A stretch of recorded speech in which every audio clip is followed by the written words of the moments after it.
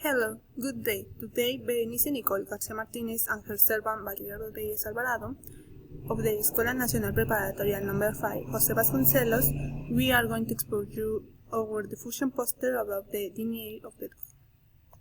Talking about freedom and domestication.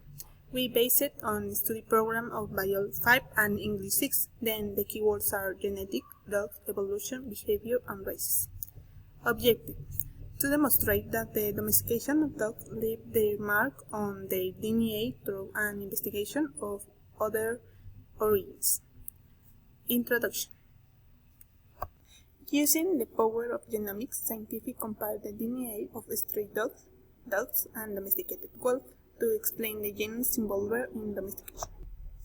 Reason: this research seems interesting to you since every day the number of people who have dogs as pets are large.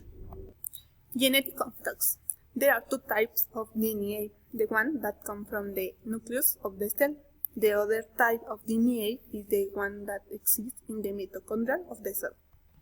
Some changes in the canine RIA1 gene explain that domesticated dogs are more awake during the day, where wolves are at night. The parallels between human genetics and dogs that will make available information.